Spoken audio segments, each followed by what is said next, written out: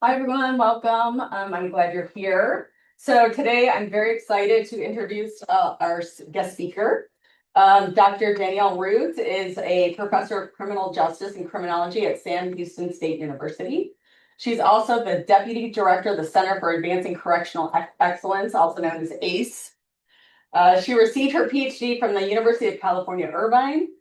And Dr. RHUs is an expert qualitative researcher whose methods include ethnographic observations or field work, interviews, and focus groups with over 20 years of experience working with corrections agencies at the federal, state, and local levels, including prisons, jails, probation, parole agencies, and problem-solving courts. Some of you know what all of those things are now in some depth in my class. She is recognized for her work examining how social control organizations and their middle management, street level workers, and clients understand, negotiate, and at times resist change. Dr. RHUs has a broad grant portfolio with funding from the National Institute of Drug Abuse, the Bureau of Justice Assistance, and the NIJ. Dr. RHUs is also the former chair of the Division on Corrections and Sentencing within the American Society of Criminology. Dr. RHUs received several awards for teaching and mentoring, including the ASC Teaching Award and the Academy of Criminal Justice Sciences Mentoring and Teaching Innovation Awards. Her book, Surviving Solitary, which is what she's going to be talking on today, was published in 2022 at Stanford University Press and offers an unprecedented look inside RHUs and a resounding call to more vigorously confront the intentions and the realities of these carceral structures. Her talk today will focus on this importance of research, and we'll have time at the very end for you to ask questions. There's so much more that she can cover, so I encourage you to, if you're interested in this topic, go out and get her book. I'm halfway through it. I haven't quite finished yet, but it's really interesting and really great qualitative data in that. So join me in welcoming Dr. RHUs. Thank you. We sound so formal. I'll just be normal for the next hour for you. Yeah.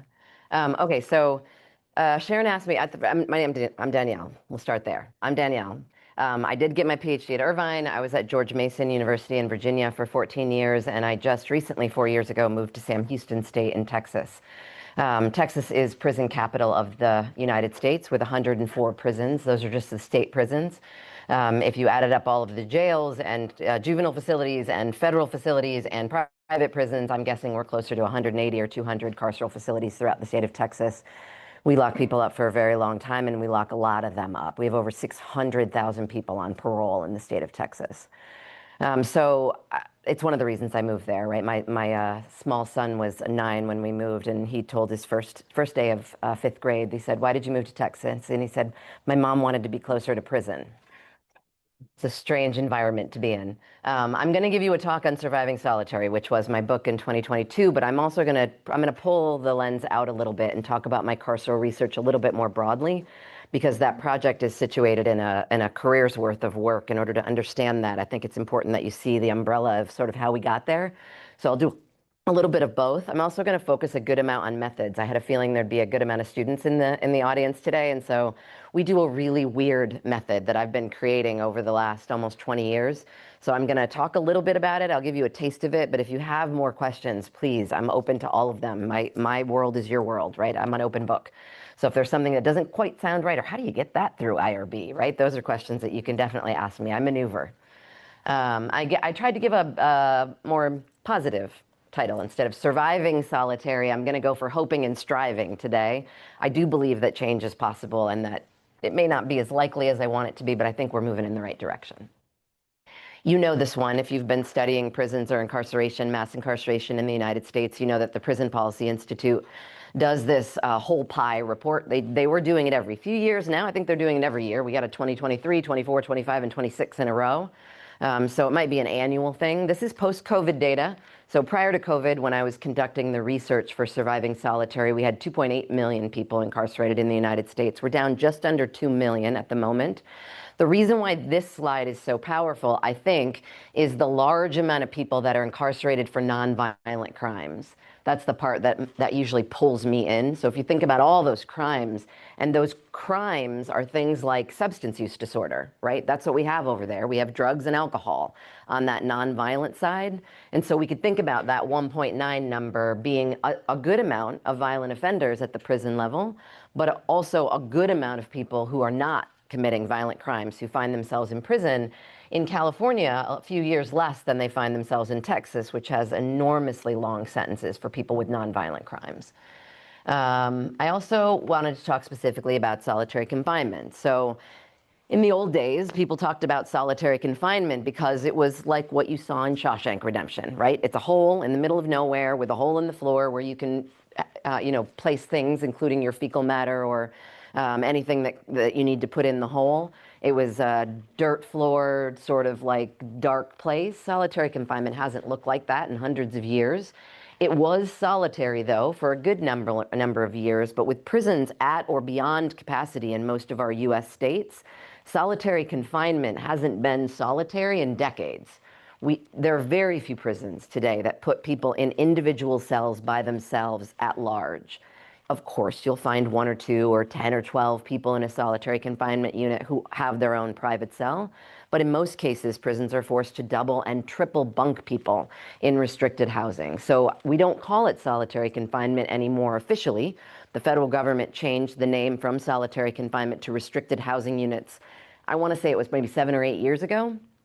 They didn't just do it for that reason, though. They did it because of the negative connotation that comes with the idea of solitary confinement.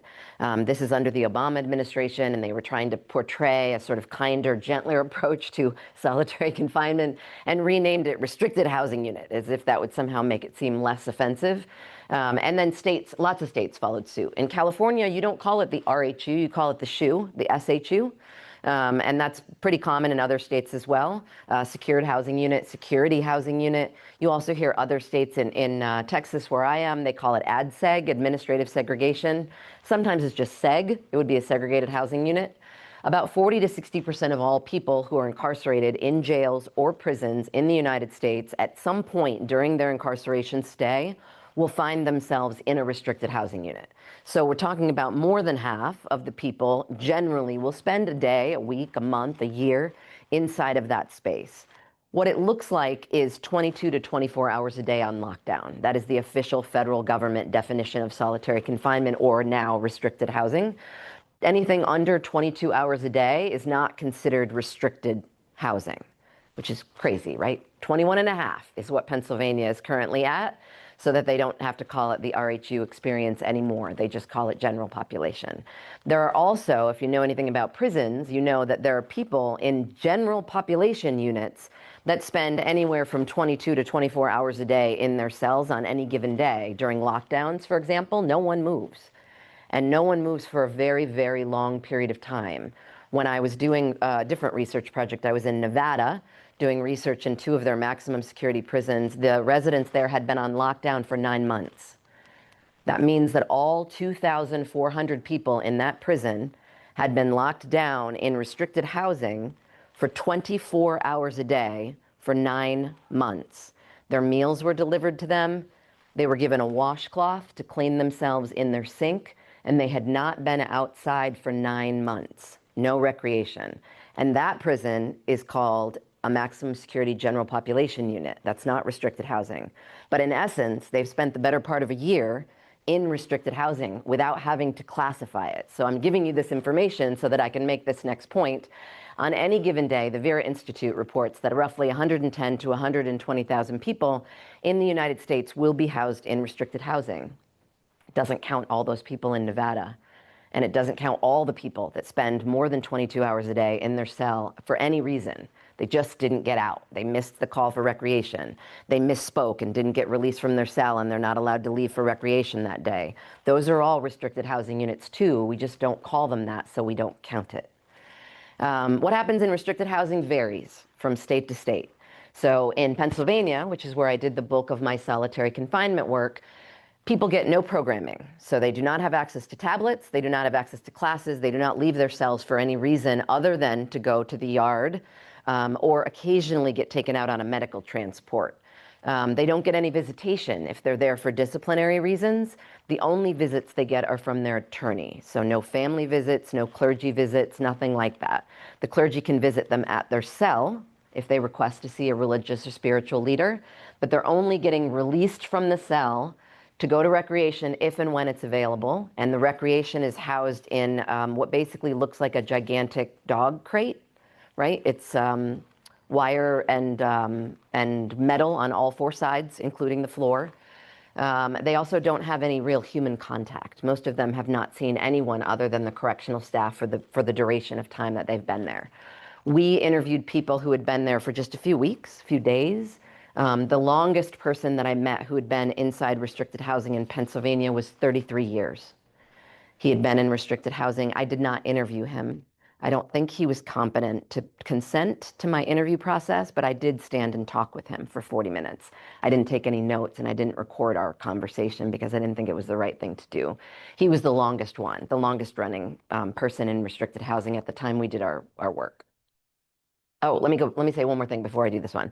There are three ways primarily that you can get into restricted housing. Administrative segregation, which is some sort of administrative decision to put you there. Usually that means that the prison thinks that you would be better there for some reason. And in California, it's common for high notoriety gang members, for example, to be put in a segregated unit in the SHU because they have less contact with other gang members, less rivalries between gangs when the high notoriety member is removed. Sometimes it's also administrative segregation placement for sex offenders, high notoriety or any sex offender that has been outed in some way and people know that the person's a sex offender, they'll be put there. Sometimes it's an administrative segregation decision. Some states and jurisdictions call that protective custody. It's still segregation. It's still solitary confinement. They just call it protective because they've removed them from general population so that they have a better chance of surviving and not being harmed or killed. There's also a disciplinary segregation option, which is when prison rule breaking occurs. Something as simple as having a bobby pin, which is what I just heard earlier. You'll see some or at least one example later of what that might look like. It can be something as simple as being asleep during count time and not standing when you were supposed to. You could get sent to the RHU for anywhere from a couple of days to a couple of weeks to a couple of months. And that sentence in the RHU, depending on state or jurisdictional policies or laws, could be extended. So your initial stay might be a week, but then you could do something else in solitary that would get you staying longer and longer and longer. And so the initial sentence of a week might turn into a year before you know it, right? You're not going to get out very easily. In order for me to talk about solitary confinement, I have to give you sort of an overview of what I think is wrong with, and this slide could be like 97 slides long, I think, what's wrong with prisons and jails. I'm gonna give it to you in a nutshell. What I think is wrong with prisons and jails is basically that they are designed for punishment, right? That is their primary purpose. Certainly we have rehabilitation attached to them, but rehabilitation is actually one of the forms of one of the sort of punishment theories that we know in our theoretical work. If you've taken a class in criminology or public policy, you know there are the four big four, right? We incapacitate, we rehabilitate, we try to deter, and we do put them there for retributive reasons. Those are the four reasons why we put people in prison. We don't have success with any of those four things. If those are the four main goals of prisons, we have failed miserably for 250 years. We do get a small incapacitation effect when Johnny is committing crimes on Main Street and we take Johnny off Main Street and put him in the local jail. Johnny is no longer committing crimes on Main Street and we consider that a win, right? Woohoo! But guess what happens? Stevie starts committing crimes on Main Street. We don't get rid of crime when we remove Johnny, we just removed Johnny. So we do get a small incapacitation effect by removing Johnny, but we haven't lowered our crime rate when we take those folks off the street. In terms of deterrence, we don't have any literature suggesting that deterrence has any real strong statistically significant effect at the general deterrent level, which would be to deter all of us from doing it because we know how bad it is, or at the specific individual deterrent level because the person knows that this is bad and I don't want this. We also don't have very good evidence on rehabilitation. I hate to say this out loud, I'm sorry if I'm bursting your bubble about prison programming. Even our very best prison programs have a success rate of somewhere around 20%. That's about the best we can do in prison programming. And we don't seem to be making long-term impact in our programming in prisons, largely because the programs themselves are usually ineffective, but also because most people in prison don't get access to programs. It's something about it's between 8 and 10% of people who are incarcerated will ever receive any programming of any kind while they're in prison. So if you're thinking the Great Salvation is going to be this amazing vocational program, I'm sorry, but it's a bad idea because most people will not ever see that program. So even if it works, most people will not have access to it. So our prisons are ineffective. They are inefficient. If we ran our corporations the way that we ran prisons, they would all have been bankrupt a long time ago. We don't. We literally do everything wrong. I can't think of pretty much anything that we do right inside prisons.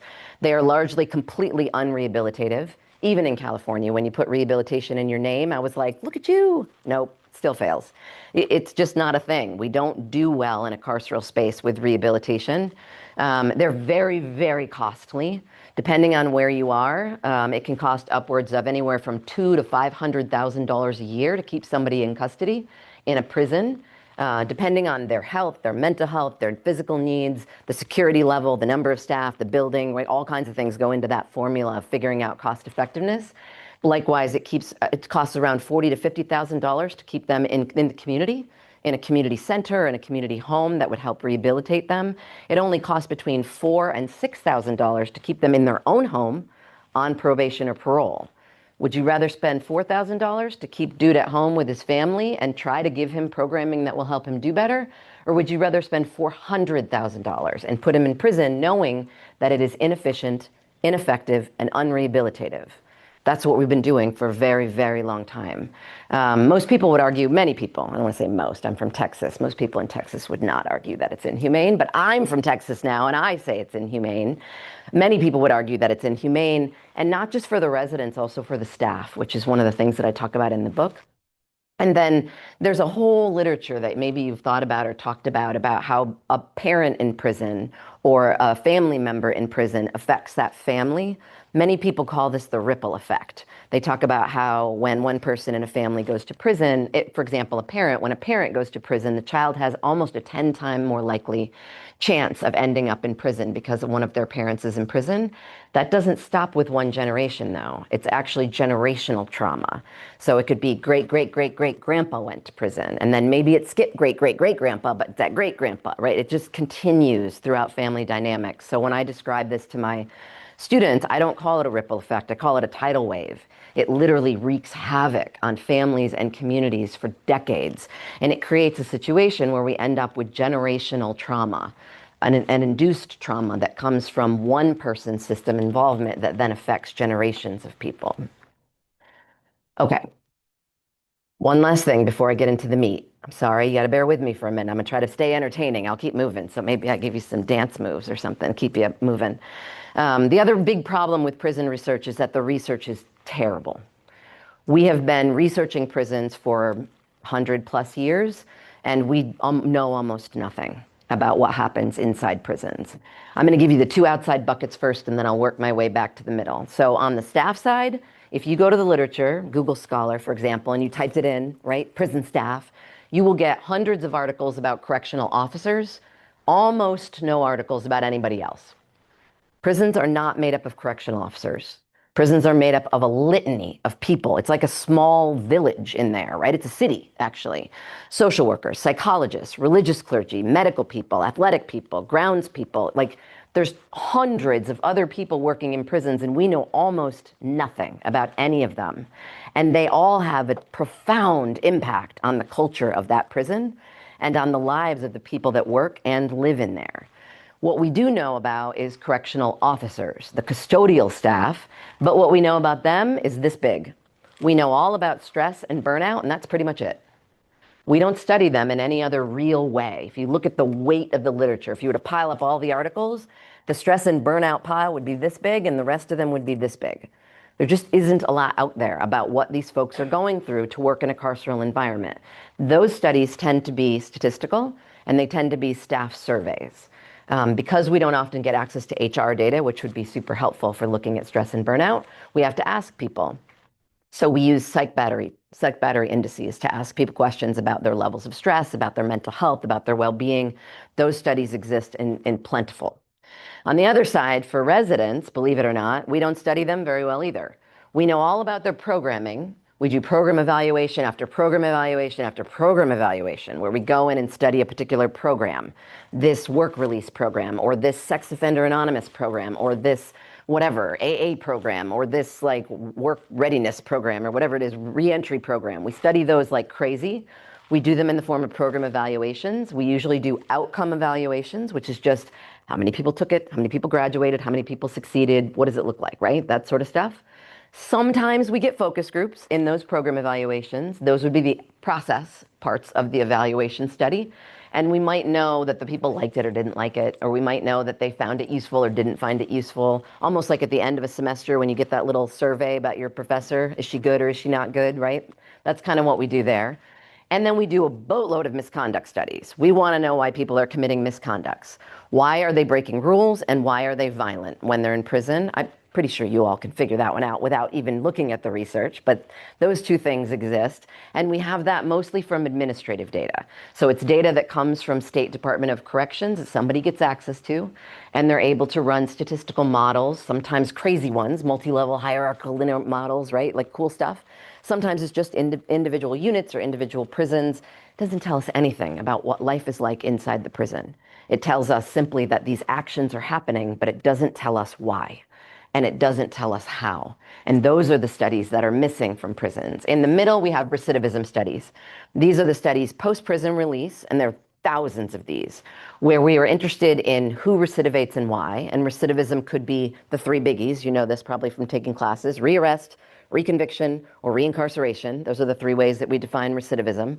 And our studies will use statewide administrative data or region-wide administrative data, try to figure out if we instituted this new program and our recidivism rate has dropped by 0.5%, looks like we won, right? Those are the sort of studies that we get out of that. What's missing here, again, is the how and the why questions. And this is where my book starts, and this is where my team starts every single time. As an ethnographer, I don't really want to know what. I always want to know how and why. And I'm really interested in the people who live and work in a space that I think is really, really troubling in so many ways. I want to know how they get through the day. I want to know how they make decisions. I want to know how they feel about it. I want to know what happens for them. And I don't want to tell their story. I want to be the curator of their story. I want to put all of their stories into a grouping or a group of people that have similar feelings. And I want to be able to interpret those stories at a much broader level, more aggregate level, across states, across jurisdictions, across prisons, across units. And that's what my team works to do. We consider ourselves researchers that are curators and presenters of interpreted narratives. But the narratives never belong to me. They belong to the people that so graciously give them to me. So I don't like to be called a storyteller. I'm not telling you the story. I'm providing it to you from someone else's voice, right? They just don't have the platform within which to come to UC Riverside and give a talk, right? They're incarcerated or they're working in a carceral setting. We also incorporate our own positionality into the research pretty often. I am a white, middle-class, cis woman. I'm researching men's prisons for the most part, and most of the people in there do not have the same life experience or background that I do. And so and my students, sadly or positively, I'm not sure which, are almost all women. I don't get a lot of men. The men in criminology seem to want to study policing, and the women seem to want to study prisons. I don't know why that is. But my team is almost always white women. I get some non-white women, but I get women. I've had a couple of trans folks on my team, which was amazing when we were looking at transgender inmates. That was super helpful. But other than that, we don't get a lot of variety. They're grad students or undergraduates, so they're ages 20 to 26 probably. And it's not great. We're studying a culture that doesn't look like us or talk like us or think like us. And so we often sit and talk about our own positionality and how that might be affecting the way that we're interpreting our data. That takes into account our personal and professional identities. And then we constantly go back and forth around our methodological decision points. And I'm just going to give you a slide that shows you a whole bunch of them. To do research in prisons, to do research in solitary confinement was not easy.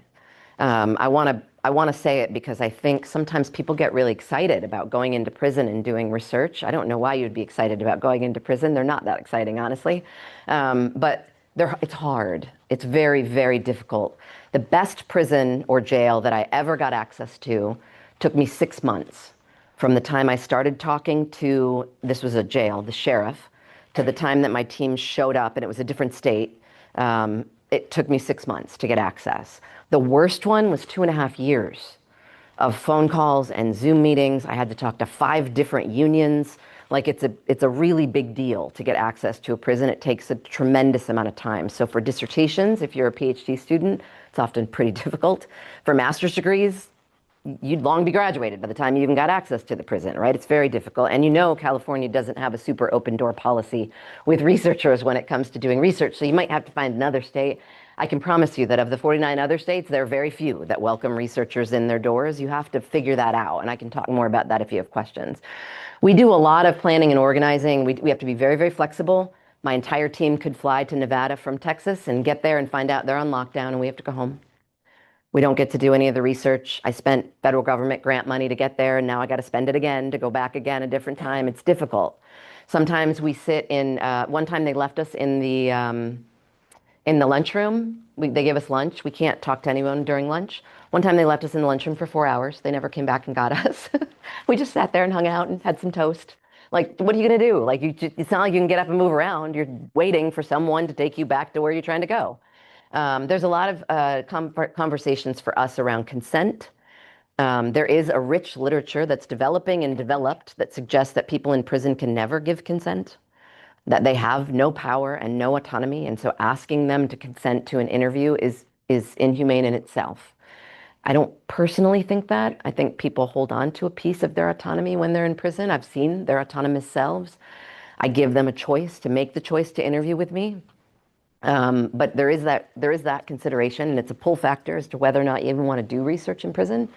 You also have to make sure that they're mentally capable of giving consent and that they speak the language of your research team. Most of my research team speaks English only. I'm the only one who even remotely knows Spanish, and those interviews for me are tough.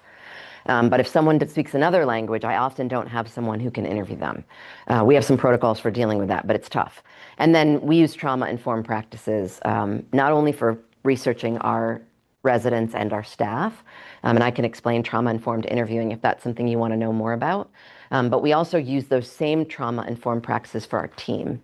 My team suffers immensely when we go in and do these interviews. The stories that are often presented to us are the stuff of nightmares. I don't know how to say it. And it's hard to have those conversations for 16 hours straight in a day and then go back the next day. And so we use a lot of trauma-informed practices. Mental health is a very common topic in our debriefings.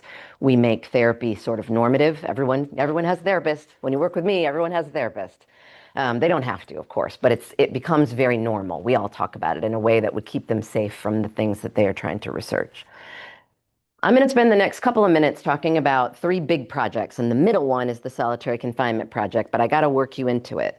So the first project I did was, I think 11 or 12, we started the prison project. I was working with a postdoc. She had done her postdoc at Temple. She had developed a series of quantitative measures around procedural justice, which is how just you feel like something is, right? It's the legitimacy of the decisions that were affecting you in terms of the criminal legal system. She wanted someone to go in and then interview people around those same ideas: legitimacy, confidence in the outcome, confidence in the process, those sort of questions. So I developed the counterpart study to her quantitative study. So this is a mixed method study. I was the qual arm and she was the quant arm. We went to 6 prisons, all in Pennsylvania, 4 men's and 2 women's. We did about 945 hours of fieldwork data collection hours, and the numbers of people that we interviewed and surveyed are over on the right-hand side. It's about 1,620 surveys. It's about 17% of all the residents in the prisons that we went to, and about 385 staff surveys, also about 15%, pretty close. The interviews for residents were a little bit lower because we randomly sampled the surveys and then took volunteers from the random sample for the interviews. We were looking for 10% of all residents and 25% of all staff, because the staff numbers were lower and there's so many categories of staff. We were trying to be as diverse as possible. We did both quantitative and qualitative analysis here, and I can go back to this. We also go to all 3 shifts when we do this so that we catch everybody in the prison. This is the solitary confinement data that comes together to make the book. If you've seen the book, or if you're hearing about it today, this is what it is. 2 studies of solitary confinement, and the reason why we started studying solitary confinement is because I made a gigantic mistake. On the prison project, we randomly selected from they called it an inmate roster. We call them residents in a way to be a little more kind, although most people in prison don't like the word resident any better than they like the word inmate. They gave us a roster of all the people that were incarcerated, and we randomly selected from each unit. So we broke each grouping down into different units so we could go around the prison. And we went in and said, these are the names of the people that we wanted from our random list, and they went and found them and brought them to us throughout the day. Big auditorium or a gymnasium or a big programming room, and they'd do their surveys, and then we'd take them aside and do the interviews. Turns out 40 to 60% of all people in prison end up in restricted housing, except I didn't develop an interview protocol for how to interview people in restricted housing. So we kept getting people on the list that were in restricted housing, and we didn't have any protocol set up for me to go in there and interview them. So we went in and surveyed them. There were no staples in our surveys because you're not allowed to bring metal into a prison, so all the surveys were stapleless anyway. In restricted housing, we couldn't give them a pen. They had to use this little flex pencil. It's about this big, and it's one of those little bendy ones you had when you were a kid that you get at the dollar store, those. And they would do the survey. We would pass it through the wicket in their door or through the side of a door. They would take the survey, but I couldn't interview them. There was no way for me to guarantee their confidentiality if I interviewed them right there, because everyone can hear. And we didn't have a protocol developed to pull them out of a restricted housing unit cell. After the prison project ended, the research director decided he wanted to take me to lunch so we could talk about, what went well or what I wanted to work on in the project. He said to me, Danielle, this was great. What do you want to do next? And I said, I want to interview people in the RHUs. I don't know if I'd been drinking or what I was thinking about. What was I thinking about asking for this? It's ridiculous, right? Most prisons would be like, no. And he was like, great, when do you want to start? And I was like,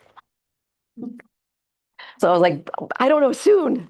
I was freaking out. So I went back, I got my IRB together, I went back to him, I worked it out. I had met a sergeant. I used to call him the sergeant in my back pocket. I would call him or text him all the time, hey, I want to do this. And he'd be like, you can't do that in here. And he would sort of guide me through what was possible so that when I met with the research team, I could say, I know all about prisons. Here's what I want to do. I had no idea what restricted housing looked like. I'd never been in one. And I just made it up. I said, I know everything about it. I'm a prison expert, right? I was not a prison expert back then, but I made them believe by having this sergeant in my back pocket that I knew what was going on inside that unit so I could develop a system for getting them out. It's not easy. To get someone to interview in restricted housing, in Pennsylvania, they strip search them on the way out and they strip search them on the way back in. So that's 2 naked viewings that these people have to be willing to talk to me. And that requires 2 staff members for every strip search. That's intense, right? That's a lot. Then after the first strip search and they're redressed, they have to be put in handcuffs behind the back only, leg irons around their ankles, and a belly chain that connects the whole thing together. And they are walked on a dog leash from the strip search cage to the room where I will interview them. They are then chained to a table in that room or a chair or a cage. If I get them in a strip search cage, I can interview them in private for an hour. Then they have to sit there for another 15 to 2 hours waiting to get taken back to their cell after I'm done interviewing them. On the way back, they're removed from clothing, strip searched again, replaced in irons, and put back into their cell. So to get one person to interview from restricted housing could take me anywhere from 2 to 4 hours. That's a lot to ask of prisons in Pennsylvania, and yet they still said yes. So we went to 5 male prisons. 1 male prison we went to twice. That's the 2 greens. We went back there a second time. And we did do the 2 female prisons, but one of the female prisons is a minimum security facility, and they had 4 women in their restricted housing unit. So we decided not to go there the second time. So we kept with the maximum security facility in Pennsylvania for the round of interviews after that. This one was 1,600 and change hours. We added the overnight shift. We couldn't interview people on the overnight shift, but we added the staff that work on the overnight shift. My team and I would go in at 6 a.m. We would leave somewhere around 5 or 6 p.m., depending. We'd go out and have dinner, debrief with the team. All the grad students and my faculty colleagues would go back to a hotel. My one grad student, my doctoral student and I would go back at 10 p.m.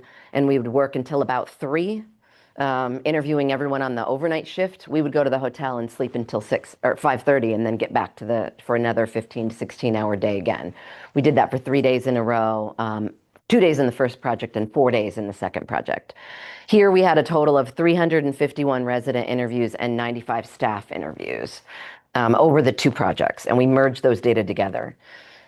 The last study, and I'm going to bring this up because it's going to speak to something that I get to at the end after the book, we went back in again. We're like, speaking of therapy, maybe I need to go back.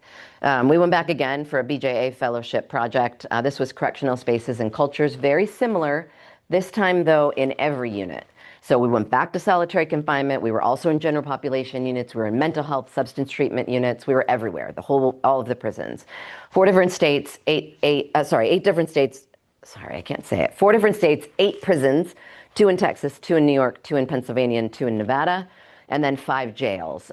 Texas, Kansas, and South Carolina were both residents and staff. And then we added 2 additional jails, Michigan and Florida, where we only interviewed staff. The jails are so incredibly understaffed right now. It's very difficult to do interviews in jails. And we didn't have enough staff from the first 3 prisons, so we went to 2 other ones just to get staff interviews. This one is about 744 hours of data collection. It's about 631 interviews total. I think it's the largest qualitative data set of prisons and jails, staff and residents that's been collected. And the important part of this one I didn't highlight. I should have highlighted conversational interviews. That's what I want to say on this slide. My team uses a format of, I'm going to call them unstructured interviews. I renamed it conversational. Reviewers, when I write papers, don't like it. So we call it semi-structured. If you ever read one of my articles, you'll see that we call it's not semi-structured. It is unstructured. They just don't like that. So we changed the word to semi-structured so that they'll publish the piece. They're unstructured. My team has a series of focal areas. This study had 9 general things that we want to talk to people in prison about, and they are informed by the other studies. Each study informs what the next grouping will look like. And these included things like mental and physical health, violence, relationships, those sort of questions. And we just ask those questions in any order, in any way, in a way that makes sense given the conversation. So Sharon and I are sitting down having a conversation. She's in prison, and I say to her, my first question is always, what's it like here? And she spends the next 40 minutes talking to me about how violent it is.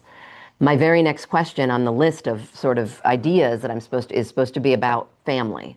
And I think that's absurd. She just spent 40 minutes talking about violence. I'm not going to ask her about family.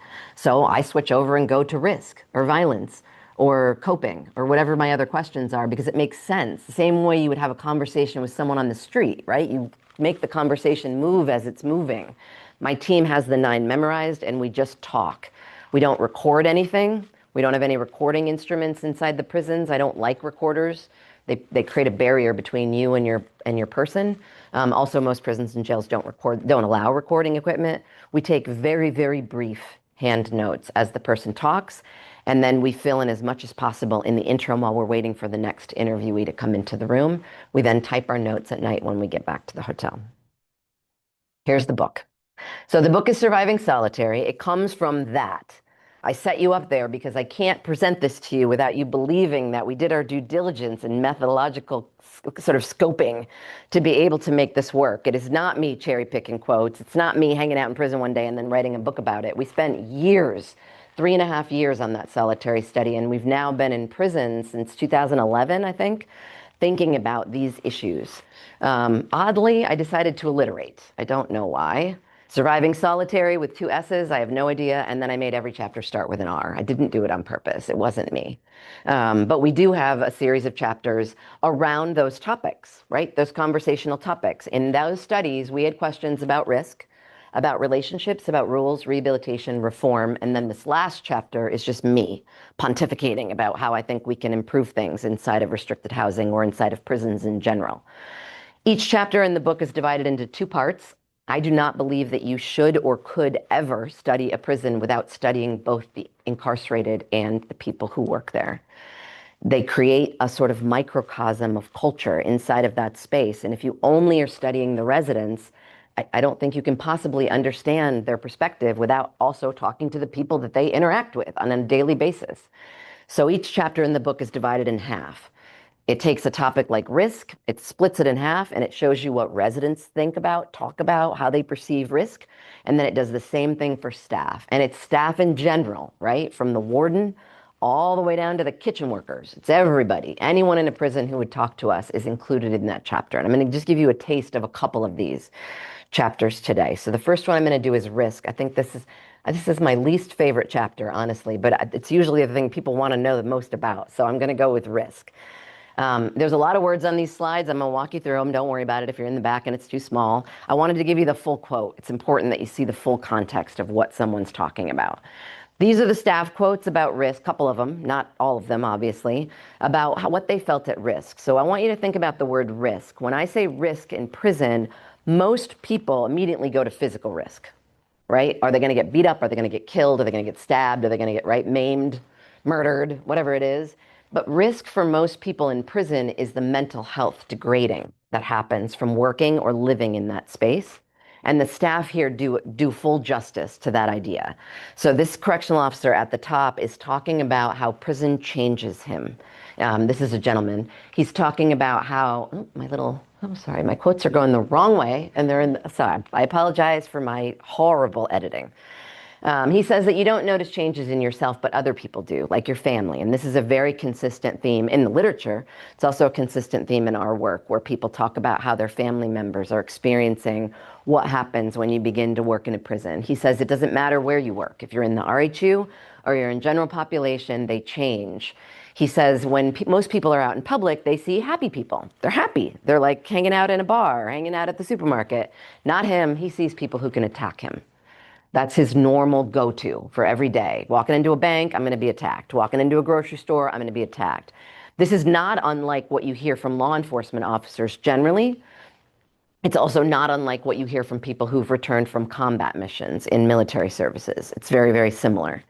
He says he had gone to a comedy show. A guy had been tased because he wasn't cooperating. There was a fight or a skirmish that broke out in this comedy show. And this guy, who's there with his wife, having a night out on the town, jumps up and jumped on him, the guy at the comedy show. It's got nothing to do with him, literally nothing to do with him. And he felt like he needed to protect everybody from this bad guy at the comedy show. The cop later thanks him, but then when this was a quote to me, he said, normal people wouldn't do that. And at that moment, he actually cried. He started to cry. And part of that tearing was him recognizing how far askew he was from the person he was before he began working in corrections. What that looks like for him now is very, very different.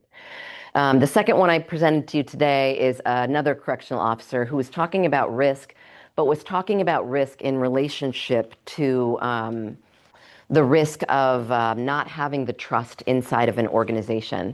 He says it's worse than combat, and there's actually literature that suggests this, that correctional officers actually score more poorly on many psych battery indices, and specifically on suicidal ideation, than combat veterans do, which is pretty interesting for a career that's happening on U.S. soil. He says it's nonstop, it comes into your home, and then he says, am I ever even right anymore?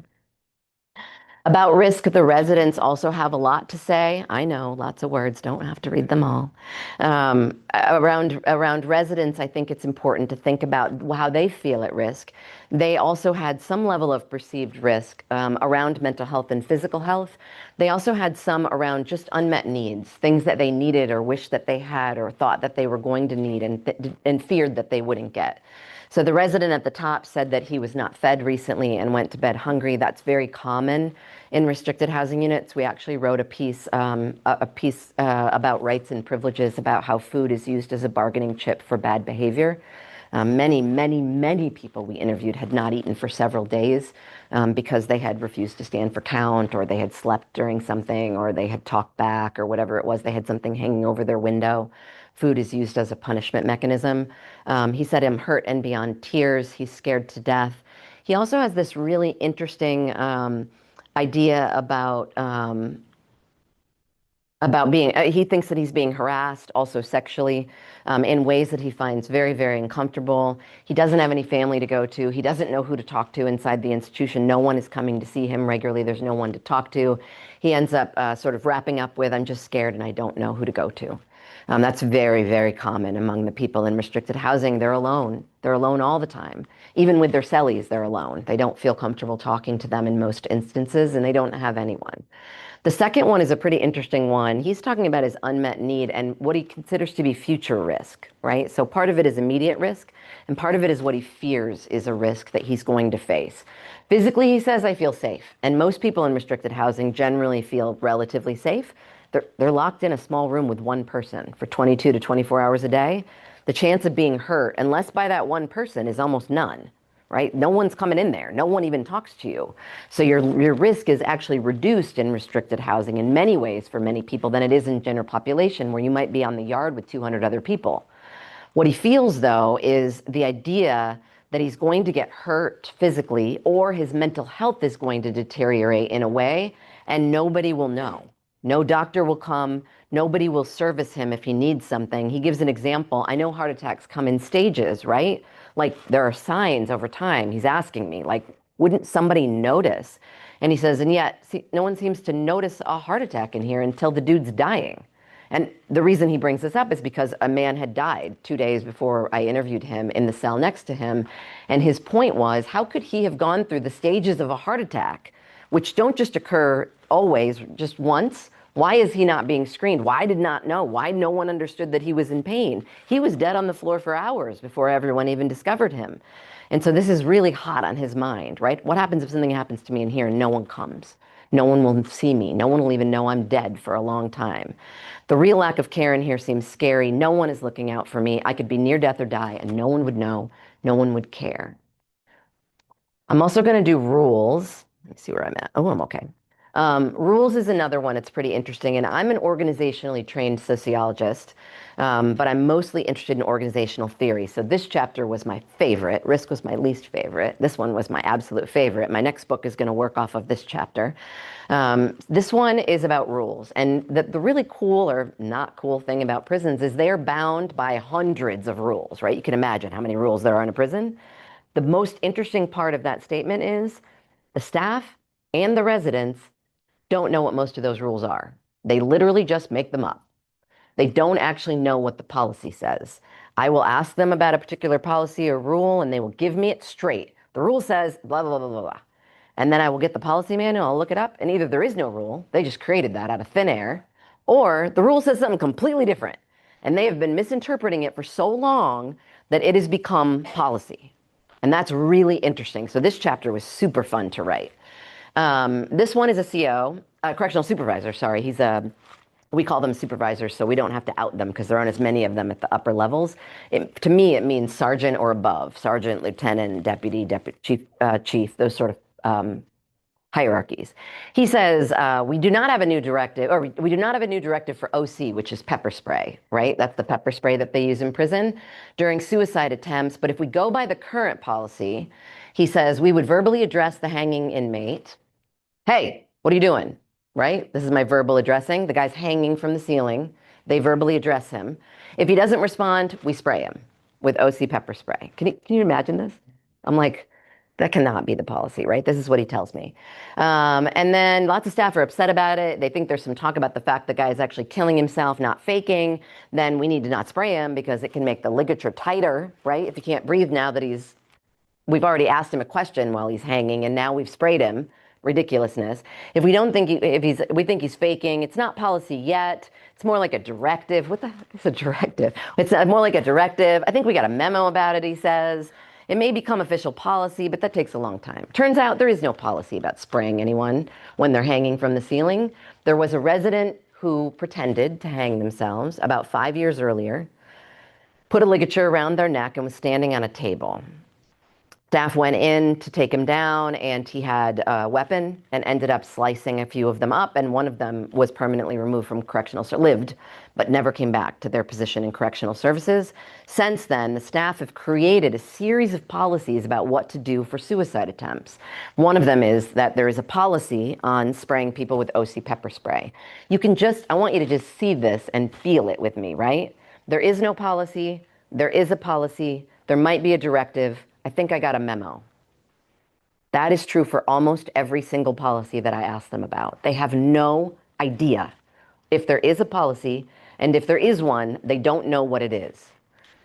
That's why this chapter is really interesting to me. They misunderstand policies pretty often. They don't have the time or resources to figure it out, and they're making decisions on the fly without knowing the policies, so they're just creating them as they go. And over time, they become so routinized that they become normal.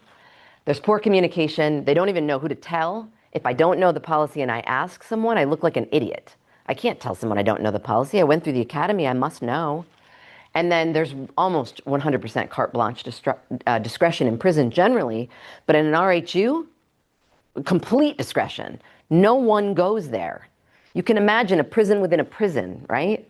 So if the warden or the superintendent is walking around a prison, there's a really good chance they're not going inside the RHU. They might walk by it, but they're going to the general population units. They're talking to the guys, they're talking to the psych staff, they're walking cell to cell, they're hanging out in the yard or in the day room. They don't go in the RHU because every resident is behind a closed door. And all the staff are sitting in a control room. There's no reason to go there. So there's no oversight, literally none, inside of these units. And this is why this kind of chaos sort of happens. I'll give you a couple from the residents about rules too. They're not any clearer about the rules. Sometimes they get their hands on a policy handbook though, and then it wreaks havoc on the whole situation because they know what the rules actually are. It's really fun. CO asked me if I wanted a cellie. Here's the one I was getting at. I said no. They wrote me up for a misconduct. It was a question. Do you want a cellie? No. That's a misconduct. I got a misconduct for applying no to a CO's question. It wasn't a demand. Gave me 7 days in the RHU without yard or shower cell restriction. I caught a write-up. I tell you the same thing. Would you like a cellie? No. To give you another misconduct. It's the little things, unwarranted. This idea of rules, there is no policy that says you can give someone a 7-day cell restriction for refusing a cellie. However, there is an incredibly vague policy that says residents can get 7-day cell restriction for insubordination. And that was the thing that the staff member cited. It was a yes or no question. He just picked the wrong answer and got 7 days of cell restriction. This one down here is a resident who's talking about the rules being very unclear also. He says, I'd like to stop COs from using manipulation as a system. They say we manipulate the system, but they are the best manipulators. I also want the process to be more understandable. They can haul you down here and put you under investigation. You're not even sentenced, which is true. You get RHU while they're investigating what it is that they said you did. 30 days later, you're still here, and you're still under investigation. So you didn't get a 30-day sentence. You got a 7-day sentence, but it took them 30 days to give you the 7 days, so then they let you out. So he's making these comments about this sort of idea that it's just unclear. What exactly are the policies? What exactly are the rules? He says, I'd say it's used as a form of torture. And it gets to that idea of the inhumanity of being inside a restricted housing unit. Okay, that's the book. And I want to just walk one step further with you since I have a couple of minutes. We did more. Right? So all of those studies combined produced the book, and they produced a whole bunch of articles, and we're still working on that data. But it doesn't get to my beginning point. My beginning point was prisons aren't doing a very good job, and researchers aren't doing a very good job. Those are my 2 points in the beginning, right? And so my team is really after how and why does this happen? How and why do people feel about it? How and why is really important if we ever think we're going to make any changes in what's happening inside those environments. So my team then takes all that data, all of it from all the studies, puts it into different atlas files and different codes and different whatever, and we come up with a whole series of papers. So I'm going to just give you a sampling of some of the stuff that's out there that we've learned that I think is pretty interesting. These are just a sampling of some of the published pieces, things that we can collect that we don't even know we're collecting. When I ask open questions like, what's it like here?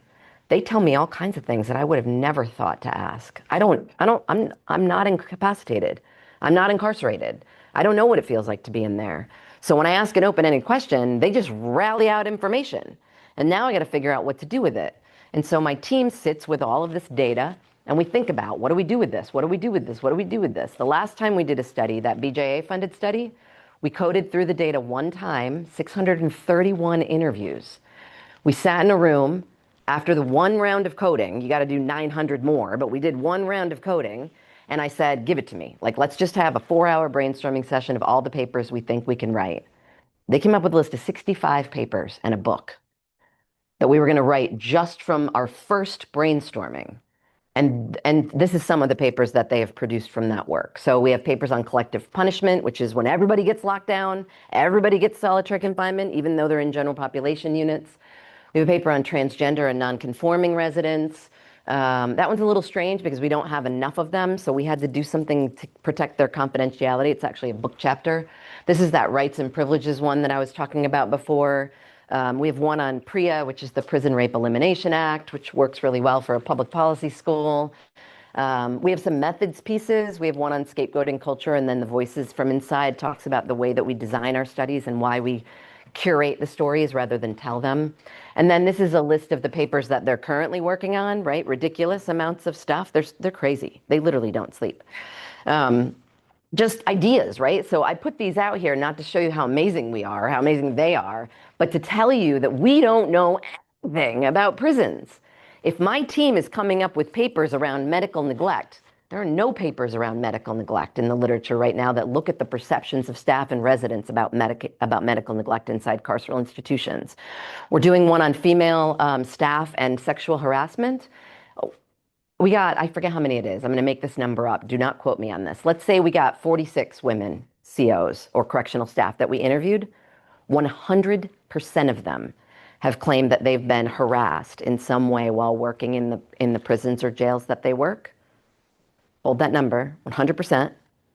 100% of them claim it's by their coworkers, not by the residents. That's an amazing contribution to what we understand about what it takes to be a female working inside either a female or a men's prison. They get it in both ways. They're actually more scared and more at risk from their coworkers than they are from the incarcerated people that they are supervising. It's a really interesting paper that we're working on now. And then I'm going to work on a book on discretion and automation. I will talk to you about it if you want to, but it's still really rugged. So just hold that one. The last part of solitary confinement, the Surviving Solitary book, is about how can we fix this? And I don't have all the answers. I'm not a prison person. I don't work in prisons. I research them and I study them, but I don't know. I don't know how to fix it. I honestly don't. I love The Abolitionist. Love ya. Love ya. Totally unrealistic in my book, right? I do not think we're going to get rid of prisons anytime soon. What I do think we can do is make them less harmful. The book uses a concept of malignant harm. It's really sort of a harm that grows and develops over time. That's what I think prisons do to everyone. The staff and the residents is what the book is focused on, but you could write an entire second book about the harm that it causes to communities and families outside of the prison. I just didn't have the data to do that, but you could take that same concept and put it outside of those people and find that you would tell the same story. The book says, how do we get here? And this is not, there's 100 ways why we got here, but these are the two big ones. We got there because it's convenient. When you were a little child at home and you were bad, there's a really good chance that most of us in the room had our parent at some time say, go to your room. It's exactly what we do in prison. It is much harder to deal with a bad or deviant child by sitting them down and talking to them. It is much harder to put them on some sort of plan or figure out what to do with them or get them into therapy or get them to classes or counseling or food or whatever it is that they need. It is way easier to just remove them and stick them someplace else so that you don't have to deal with them. And that's exactly what we've been doing in prisons for a very, very long time, since prison's inception. We have been placing people someplace else because we don't have the time or the resources or the knowledge or the expertise to figure out how to disentangle the complex cases that are human beings. RHUs then are a repeated history. We are on repeat. We were speaking about this earlier, actually. Prisons don't like to change anything. Yep, they don't have the big keys anymore in most of them. They have electric doors, right? The keys that weighed like 90 pounds. They don't have those much anymore. They have electric doors. They have televisions. Sometimes they actually use real meat.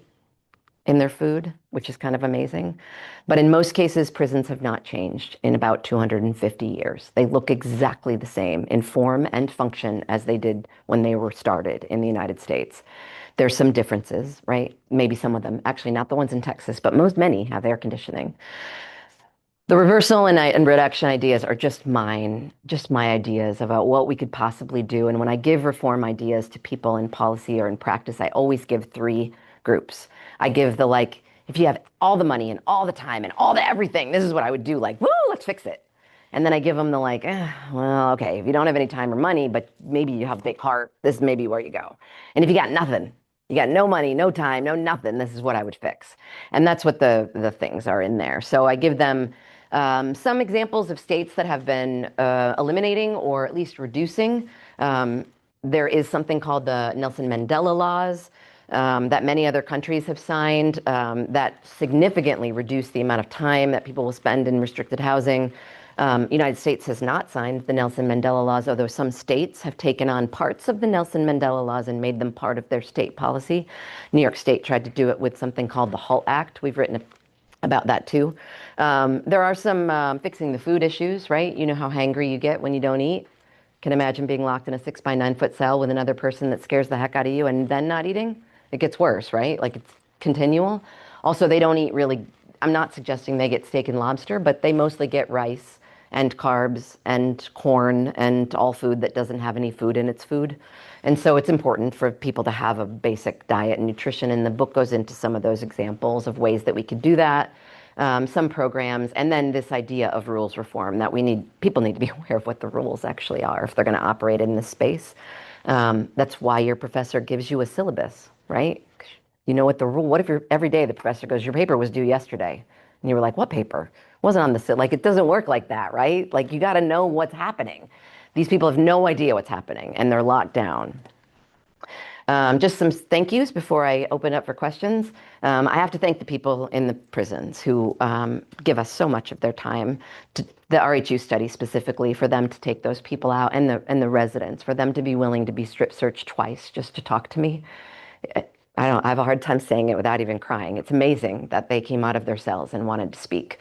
To the DOCs who let us come in, it's a rarity that a DOC says yes. And so Pennsylvania, for that study, Pennsylvania repeatedly, have been up there so many times, I think I probably should live there. But also in my other studies for DOCs, Nevada, Texas. Texas doesn't like researchers either. I just found a wiggle room in one time. Texas, Nevada, and New York were also very gracious. I have a very large team. I keep saying my team. At any given time, I have upwards of 16 to 20 people working for me. Faculty members at my own university and at a neighboring university, grad students. We also run an undergraduate research lab. We bring undergrads with us to do research and then work on the data. I've published with undergrads too, master's and PhD students. Stanford University Press for publishing the book, and Marcella, who's my dear friend, and I love her. She's my editor. And then all of you for coming to hear me talk for an hour. I don't know how you stayed awake. Thank you.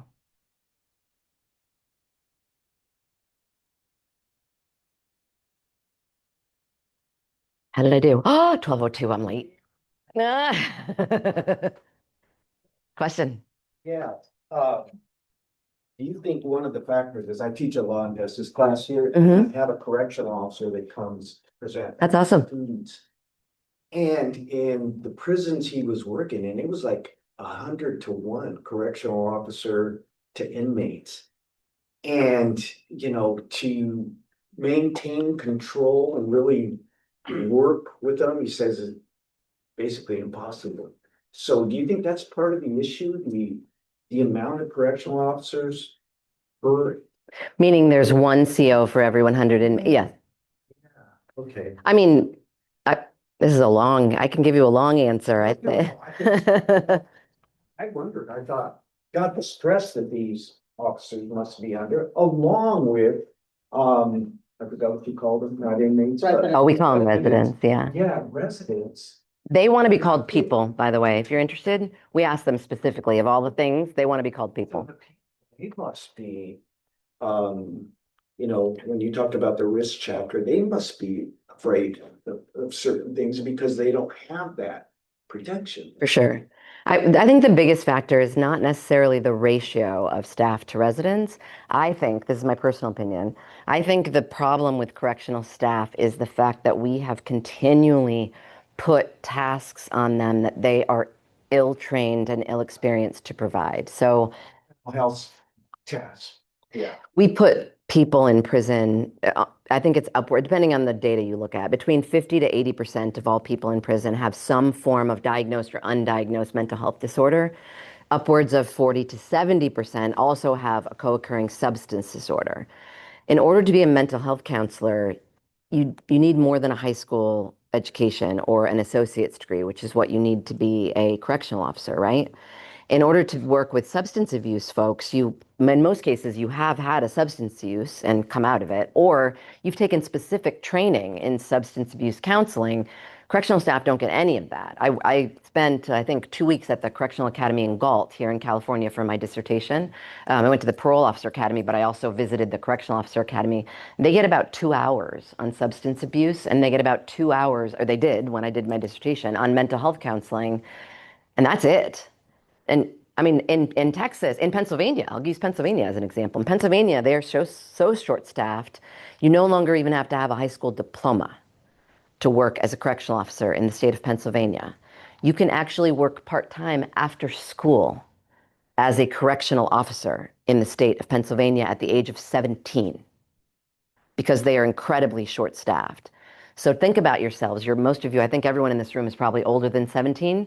Go back to your 17-year-old self and imagine yourself working in a maximum security prison when your ratio, we'll use your ratio, is 100 to 1.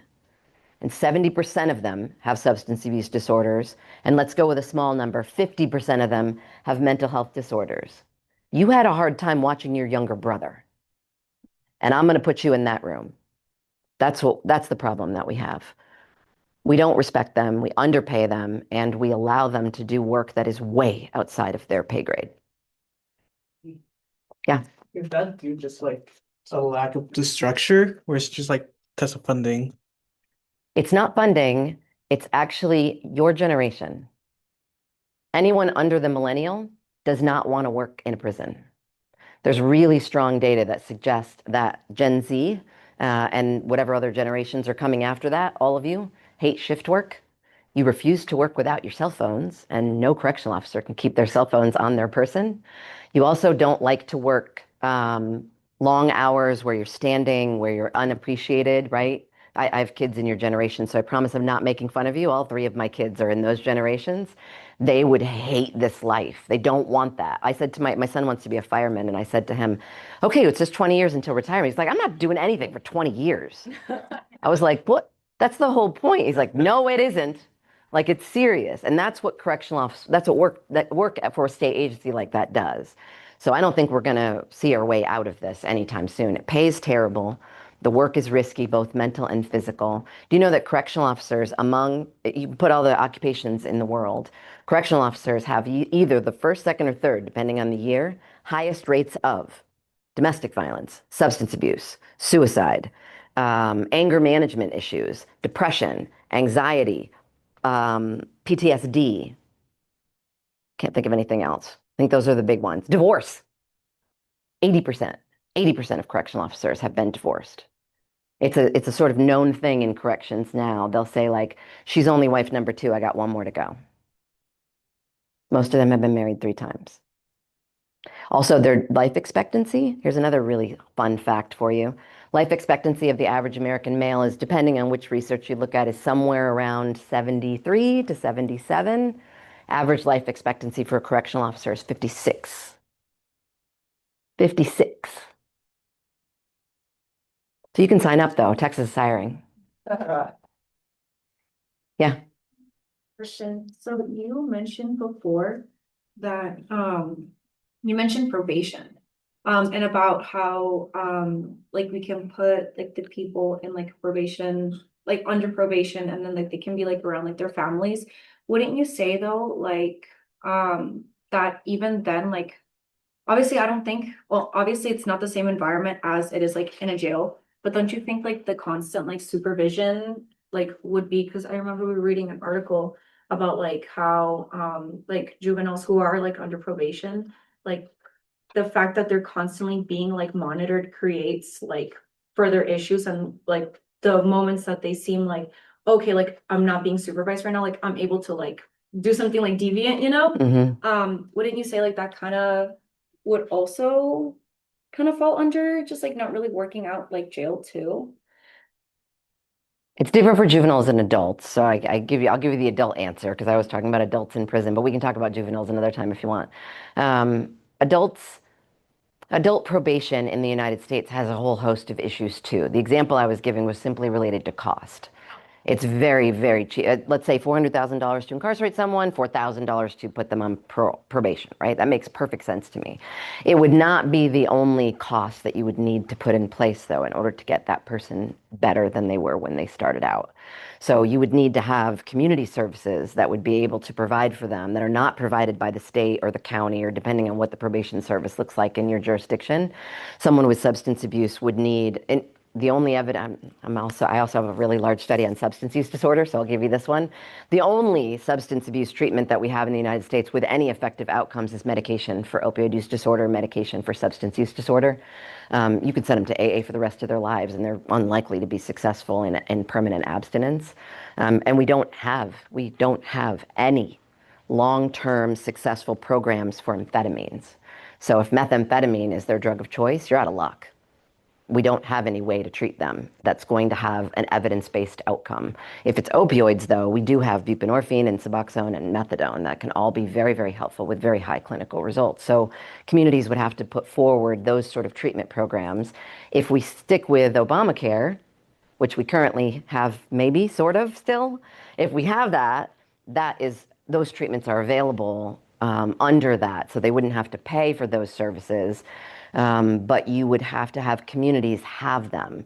Most communities have stigmatized MOUD. So if you've ever been to LA, you want to find your methadone clinic, you're not going to find it in Beverly Hills, right? You're going to find it in the worst parts of town. So people that need those services have to travel for them, and there's lots of barriers in the way of getting those services. Mental health would be the same way. Mental health is also covered under the current insurance policies or programs that we have. I don't know how long we're going to keep them, so I'm tailoring this one. But they would be able to receive those services. And long-term cognitive behavioral or group therapy or whatever their treatment mechanism is would be really helpful. But probation would keep them out of prison, which prevents them from incurring additional harm, but it wouldn't provide the services that they need to then become well or weller. I don't know if they can become completely well in some cases. Yeah. Yes, ma'am. Sorry, I have two questions. Okay. So at the beginning, you mentioned that it costs about like 2 to 5K to keep somebody in jail, right? Between up to upwards of 400,000. So I'm wondering, I guess, from like a cost benefit analysis, I guess, because I know that a lot of prisons will put inmates to work, for I'm assuming like some sort of profit. Is there a viable like return on that investment when they're doing that, or is that just like, because 400K, like that's a lot of money to keep somebody in. Depends on the state. Some do it cheaper. Yeah. Okay. Yeah, they do. They put them to work. Sometimes they're for profit. For-profit prisons, for example, will run prison industries. Prison industries will enter into state prisons and run for-profit enterprises. I don't know if it's still true, but California, most of your public organizations like these tables were probably made by prison industries. We get most of our furniture from prison industries. They make all their own uniforms, all the staff uniforms. They make your license plates still in some states. I don't think they still do that in California. Mostly it's not for profit, though. It's just for running of the business. That number varies greatly, though. So a 20-year-old who's highly violent, who you can lock in a restricted housing unit, might only cost $50,000 a year to incarcerate because you're just locking him down. You're giving him nothing. But a kid who went in at 20 and is now 60 has a huge number of mental and physical health problems, and that person will cost an enormous amount of money to keep in custody. So longer sentences will require a whole lot more money. So it's not they present it as an average per state, but it isn't. It's an average per state based on the life of the inmate, the lifespan, based on the custody level. There's like so many factors. If you're thinking about cost-benefit analysis, it would be a messy little formula to get that all together, and you'd have to do it prison by prison. It'd be tough to average it out place to place. Second question, like, you mentioned those four, Punishment theories. yeah, those four punishment theories that like prisons use. And you said that, like if a parent goes to prison, there's like a 10% higher likely chance. 10 times likely. 10 times likely higher chance that their child will go to prison. So I'm wondering if that just applies within like the American incarceration system, or if that's like in other countries as well, because I was just sort of thinking about the incarceration system that they use in like Norwegian countries, or it's I've seen videos where it's a lot more focused on rehabilitation. It's not so much so like I'm just gonna punish you and keep you in this restricted housing unit. I'm actually going to try to help to rehabilitate you and live back to society. I don't know how to phrase it, but yeah. That's a really good question. Good job. It's a good question. No, it's an exceptional American experience that there are some other countries that have, maybe not first world countries. There are some other countries that have pretty inhumane prison systems like that I don't even think you could compare to what we do in the United States. But we have the highest per capita incarceration rate of any westernized country, of any country that I can think of, maybe except for China. And China's numbers are somewhat suspect sometimes, so you're not exactly sure what we're looking at. But we have the highest recidivism rate of any country in the world. We have anywhere from 53 to 75% of our people returning to custody. That's a failing system, right? If that was your doctor's office, you went in for cancer treatment, and every time you went back, your cancer was worse. Like that's a problem. We are actually making people worse. Our prisons have what's called a criminogenic effect. In many of our, not all of them, but in many of our people who are in custody will actually leave worse than they were when they entered. And that's a failing system. So no, it's American exceptionalism at its finest right there. Yeah. Sure. So I was thinking about policy or the lack thereof, and I was thinking, to what extent does case law or litigation impose policy into the prisons? And then is that adhered to because there's some kind of consequence as a result? Is that like a primary driver when there is actually policy that is implemented and followed or not? I don't know. Yeah, I don't know. The Supreme Court took a hands-off approach to prisons maybe 25 years ago. And so many state courts have done the same thing, right? That prisons should be carceral institutions. I'm using prisons. It is jails too, but jails are a little different. Sheriffs and counties are a little different than state-run prisons. The Supreme Court took a hands-off policy. I got to say it was 25 or more years ago. And basically their rule is prisons should run how they run. We're not capable at the Supreme Court level, state or federal Supreme Court level, of figuring out what's best for how a prison is run. We're not correctional people. So we don't have a lot of case law around prisons. You've seen some cases go up, cruel and unusual punishment cases that have gone up, but in almost all cases, the residents will lose that case. And the ruling, that if you read the major opinion from the Supreme Court, it will say it's up to the prison to decide how to administratively adhere to the policies and rules. New York State is probably the best example of a policy that recently came through with the HALT Act. So the HALT Act was a public policy decision by the people of New York who wanted fewer days in solitary. They want to follow some of the Nelson Mandela guidelines. So I think it's 15 days or less, no more than 3 weeks over a 6-week period or something. So you can't get 15 and then get out and go right back in. Like there's stuff in there, no pregnant women, no juveniles, right? No mentally ill people. It's very specific. And they put it in place in New York State through legislative action. It's called the HALT Act. And it was hugely fought by the correctional officers union. So it's Council 83 is the big union in New York State, and they did not want the HALT Act. They think it ties their hands for bad behavior. We can't use restricted housing units to put people in when they are bad. What are we supposed to do with them, right? They want the stick. They don't want more carrots. They want the stick. The stick is what they think makes change. But the legislature passed it through anyway. And it turned out we were doing interviews. I wasn't researching the HALT Act, but I was doing interviews in there about 2 or 3 months after the HALT Act had become official. And not only did the staff hate it, which I would have expected, right? Their violence had actually increased. It increased before HALT and it was increasing after HALT. It was continuing to increase in New York State, which is remarkable. And so the correctional officers were like, hey, that's the problem because we can't use restricted housing. Here's the best part though. The residents who benefit from the Hall Act hate the Hall Act. They are not happy about the fact that they can't have restricted housing because they too believe the narrative that they are less safe.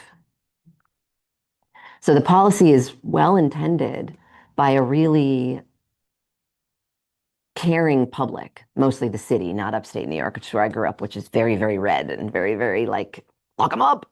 But the city was like, let's do this. And it's going to go away, I think. It's not long for this world, I think. Policy decisions get forced in, and correctional staff fight every single policy, whether it benefits them or not, because they don't like change. And strong union states are even more hardy to be able to fight back.